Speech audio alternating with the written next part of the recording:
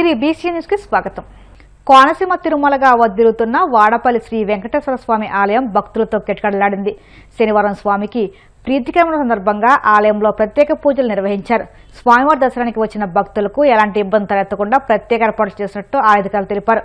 భక్తులు అధిక సంఖ్యలో హాజరై స్వామిని దర్శించుకుని మొక్కులు చెల్లించుకున్నారు.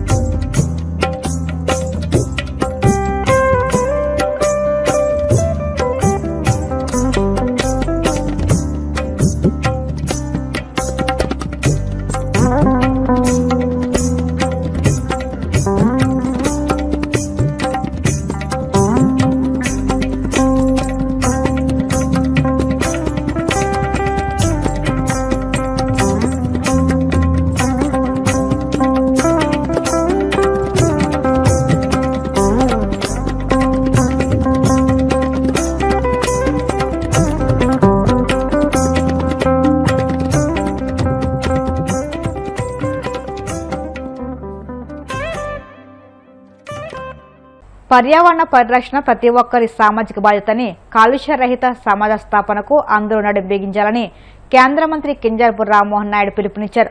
ప్రపంచ పర్యావరణ దినోత్సవం సందర్భంగా శుక్రవారం శ్రీకాకుళం నగరంలో మున్సిపల్ కార్పొరేషన్ ఆధ్వర్యంలో భారీ సైకిల్ యాత్ర నిర్వహించారు. అంతకుముందు నగరంలో కాలుష్య స్థాయిలను ఎప్పటికప్పుడు రియల్ టైంలో కొలిచేందుకు కోటి వ్యయంతో ఏర్పాటు చేసిన నిరంతర పరిసర గాలి నాణ్యత పర్యవేక్షణ వ్యవస్థ డిజిటల్ బోర్డును స్థానిక ఎమ్మెల్యే గొండు శంకర్, కలెక్టర్ స్వప్నిల్ దినకర్ పుణ్కర్తో కలిసి ఆయన ప్రారంభించారు. అనంతరం మున్సిపల్ కార్యాలయం నుండి పెద్దపాడులోని జ్యోతిరావు పులే బీసీ వెల్ఫేర్ గురుకుల పాఠశాల వరకు సాగిన సైకిల్ ర్యాలీలో ఆయన స్వయంగా సైకిల్ తొక్కి అందరిలోనూ ఉత్సాహం నింపారు. ప్రతి ఒక్కరి జీవితంలో ఒక ముఖ్యమైనటువంటి అంశం పర్యావరణం తాలూకా ప్రభావం మనం తాగే నీళ్ల మీద, మనం పీల్చే గాలి మీద, మన జీవిత విధానం మీద, మనం తినే అన్నం మీద, ప్రతి ఒక్క దాని మీద కూడా ఉంటుంది. అందుకనే చిన్న వయసు నుంచి కూడా పర్యావరణం బాధ్యత తీసుకోవాలి. పిల్లల దగ్గర నుంచి పెద్దల వరకు ప్రతి ఒక్క పర్యావరణాన్ని కాపాడాలి అనే ఆలోచనతో అనేక కార్యక్రమాలు గతంలో చేసాం, ఇప్పుడు కూడా చేస్తూ వస్తున్నాం. అయితే ఈ రోజు ప్రత్యేకంగా కేంద్ర ప్రభుత్వం, రాష్ట్ర ప్రభుత్వం పర్యావరణాన్ని భవిష్యత్తు తరాలకి కూడా మనం ఇదే రకంగా అందించాలి, ఇంకా మెరుగుపరచాలి, దాన్ని కాపాడుకోవాలి, అలాగే ప్రకృతిని స్వచ్ఛంగా ఉంచుకోవాలనే ఆలోచనతో అనేక కార్యక్రమాలకు కూడా శ్రీకారం చుడుతున్నాం. ఇందులో ప్రధానమంత్రి నరేంద్ర మోదీ గారు చాలా ప్రతిష్టాత్మకంగా చేసినటువంటి స్వచ్ఛ భారత్ ప్రోగ్రామ్ ని గత 12 సంవత్సరాలుగా ఒక ప్రధానమంత్రిగా ఆయన చీపురు పట్టుకొని రోడ్లు ఓడవడం మనం అందరం కూడా చూసాం. దాని తాలూకా ఇన్స్పిరేషన్ తో ఈ రోజు దేశంలో మన రాష్ట్రంలో ఎన్నో గ్రామాల్లో ఈ యొక్క స్వచ్ఛ భారత్ ప్రోగ్రామ్ ని ఇన్స్పిరేషన్ గా తీసుకొని చాలా మార్పు తీసుకొని వచ్చాం. దానికి ఒక అడుగు ముందుకేసుకుంటూ రాష్ట్ర ముఖ్యమంత్రి వర్యులు చంద్రబాబు నాయుడు గారు స్వచ్ఛాంధ్ర ప్రోగ్రామ్ ని మన రాష్ట్రంలో తీసుకొని వెళ్తూ చాలా చక్కగా ఆ ప్రోగ్రామ్ ను కూడా ముందుకు నడిపిస్తున్నాం. అలాగే ప్రధానమంత్రి గారు స్వచ్ఛ భారత్ తో పాటు పర్యావరణం మీద ఎక్కువ ప్రభావం చూపిస్తున్నటువంటి మొక్కలు నాటే కార్యక్రమానికి కూడా శ్రీకారం చుడుతూ ఏక్ పేడ్ మాకే నామ్, మనం మన తల్లి పేరు మీద ఒక చెట్టు నాటాలి. మనం ఎప్పుడో ఒక శుభకార్యం చేసుకున్నా, ఒక మెమరబుల్ ఇన్సిడెంట్ ఉన్నా, ఒక డే మనం జరుపుకున్నా, దానికి సంబంధించి ప్రకృతిని కాపాడే చెట్లు నాటే కార్యక్రమం కూడా విస్తృతంగా చేయాలని ప్రధానమంత్రి గారు కూడా ఒక పిలుపునిచ్చారు. ఆ భాగంలోనే మొన్న నేను వ్యక్తిగతంగా మా కుటుంబ సభ్యులతో ప్రధానమంత్రి గారితో కలిసినప్పుడు మా తల్లితో పాటు ఒక మొక్కను కూడా మరి ఆ యొక్క కార్యక్రమాన్ని మరింత ప్రమోట్ చేయాలనే ఆలోచనతో ప్రధానమంత్రి గారు కూడా గిఫ్ట్ చేయడం జరిగింది. ఆయన అప్పుడు చెప్పారు, నువ్వు ఇచ్చినటువంటి చెట్టు నేను ఖచ్చితంగా నాటుతానని చెప్పారు. అంటే ఒక ప్రధానమంత్రి స్థాయిలో ఉన్న వ్యక్తికి ఒక మొక్కకి ఒక చెట్టుకి ఇచ్చేటటువంటి విలువ ఎంతో మనం అందరం కూడా గుర్తించాలి.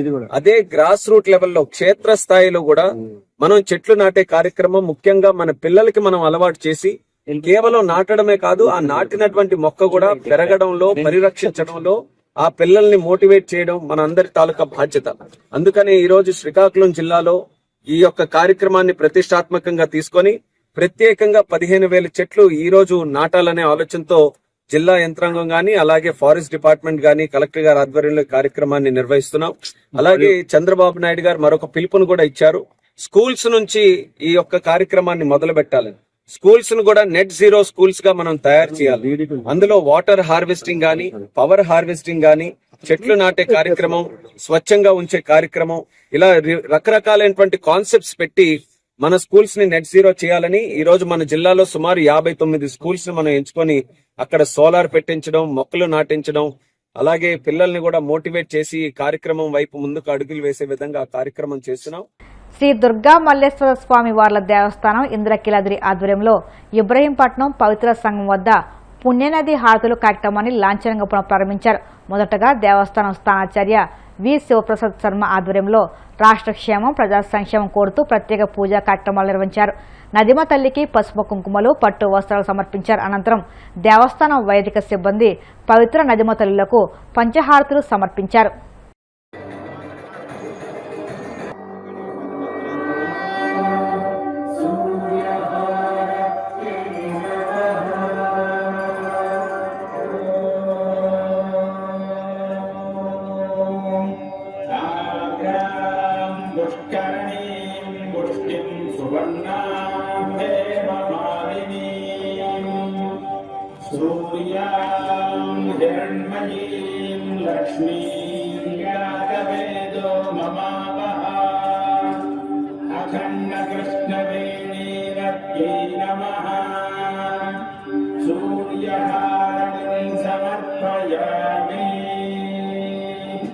లోక బాంధవుడు ఉత్తమిస్తుంది.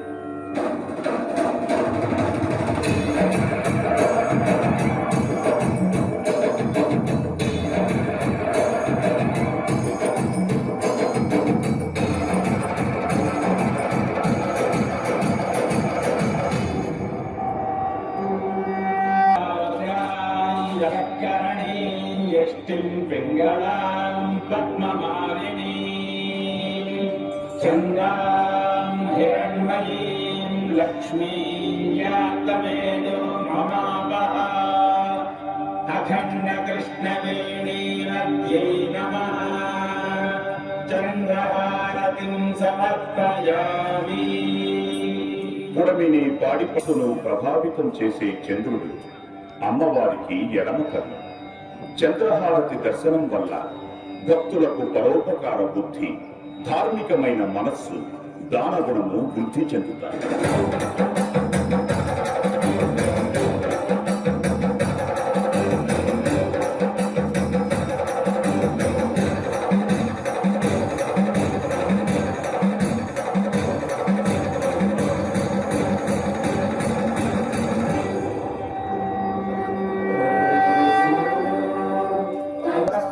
पंचमगोहोत प्रत्यसृणो सर्वण्डो हवैनामैषः कम्बा